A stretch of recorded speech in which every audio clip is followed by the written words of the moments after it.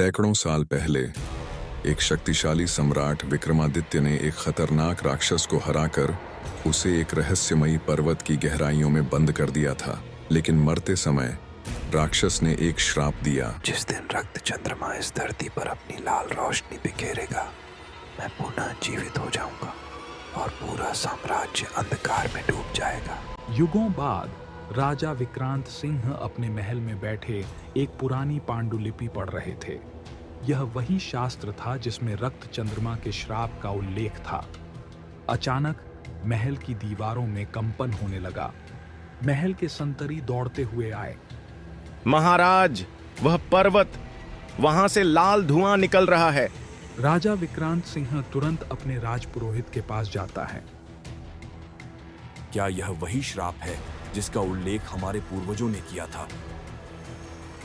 महाराज, यह रक्त चंद्रमा का संकेत है। वह शैतान अब जाग चुका होगा। महाराज, महल के द्वार पर कोई खड़ा है। वह इंसान नहीं लगता। मैं वापस आ गया हूँ। जो कोई भी मेरे राज्य को हानि पहुंचाएगा, उसे मैं स्वयं नष्ट कर दूंगा। तुम्हारे पूर्वजों ने मुझे बंद किया था, लेकिन अब कोई भी शक्ति मुझे रोक नहीं सकती। तभी महल के अंदर से मंत्रोच्चारण की आवाज आई।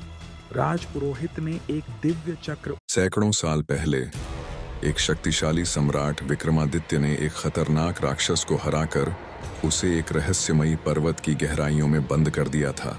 लेकिन मरते समय राक्षस ने एक श्राप दिया। जिस दिन रक्त चंद्रमा इस धरती पर अपनी लाल रोशनी बिखेरेगा, मैं पुनः जीवित हो जाऊंगा और पूरा साम्राज्य अंधकार में डूब जाएगा। युगों बाद राजा विक्रांत सिंह अपने महल में बैठे एक पुरानी पांडुलिपि पढ़ रहे थे। यह वही शास्त्र था जिसमें रक्त चंद्रमा के श्राप का उल्लेख था। अचानक महल की दीवारों में कंपन होने लगा। महल के संतरी दौड़ते हुए आए। महाराज, वह पर्वत, वहां से लाल धुआं निकल रहा है। राजा विक्रांत सिंह तुरंत अपने राजपुरोहित के पास जाता है। क्या यह वही श्राप है जिसका उल्लेख हमारे पूर्वजों ने किया था? महाराज, यह रक्त चंद्रमा का संकेत है।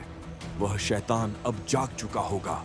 महाराज, महल के द्वार पर कोई खड़ा है। वह इंसान नहीं लगता। मैं वापस आ गया हूँ।